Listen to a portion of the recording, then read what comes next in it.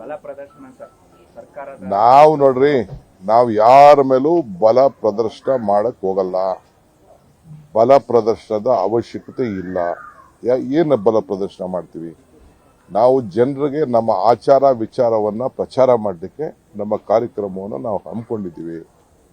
ಇದು ಪಕ್ಷ ಮತ್ತು ಅನೇಕ ನಮ್ಮ ಸ್ವಾಭಿಮಾನಿಗಳ ಸಂಘಟನೆಗಳು ಎಲ್ಲ ಸೇರಿ ಪಾಪ ಅವರೆಲ್ಲ ನಮಗೆ ಪ್ರೋತ್ಸಾಹ ಕೊಟ್ಟು ನಮಗೆಲ್ಲ ಬೆಂಬಲವಾಗಿ ನಿಂತಿದ್ದಾರೆ.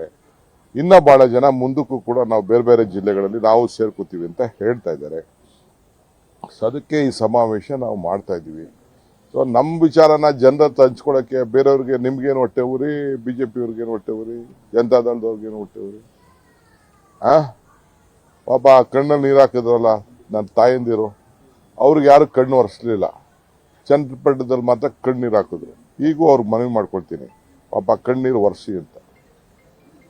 ಅಧಿಕಾರ ಹಂಚಿಕೆ ಕುರಿತಂತೆ ನಿನ್ನೆ ಮತ್ತೆ ಮೊನ್ನೆ ನಿಮ್ಮ ಮತ್ತೆ ಮುಖ್ಯಮಂತ್ರಿಗಳು ಹೇಳಿಕೆ ನೋಡಪ್ಪ, ಪರಮೇಶ್ವರ್ ಅವರು ಇವತ್ತು ಸ್ವಲ್ಪ ಗರಂ ಆಗಿದ್ದಾರೆ. ಅವರವರೇ ಹೇಳಿಕೆ ಕೊಟ್ಕೊಳ್ಳೋದು, ಅವರೇ ಹಂಚಿಕೆ ನಾನ್ ನಿಮ್ಮ ಹತ್ರ ಮಾತಾಡಿಲ್ಲ. ನಾನು ನಿಮ್ಮ ಹತ್ರ ಏನು ಮಾತಾಡಿಲ್ಲ. ಪರಮೇಶ್ವರ್ ಹತ್ರನೂ ಮಾತಾಡಿಲ್ಲ, ಇನ್ನೊಬ್ಬರ ಹತ್ರನೂ ಮಾತಾಡಿಲ್ಲ. ನಾನು ಒಂದು ಇಂಗ್ಲಿಷ್ ಚಾನಲ್ಗೆ ನಂದೇ ಆದಂತ ಕೆಲವು ವಿಚಾರಗಳನ್ನ ನಾವೇನೋ ಕೂತ್ಕೊಂಡು ಮಾತಾಡ್ಕೊಂಡಿದೀವಿ ಅಂತ ಹೇಳಿದ್ದೇವೆ. ಏನ್ ಮಾತಾಡಿದ್ದೇವೆ ಅಂತ ಬಹಿರಂಗ ಹೇಳಕ್ ಆಗ್ತದಾ?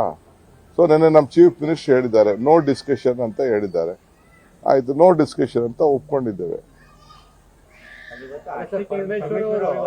ಇರ್ಲಿ, ಅವ್ರ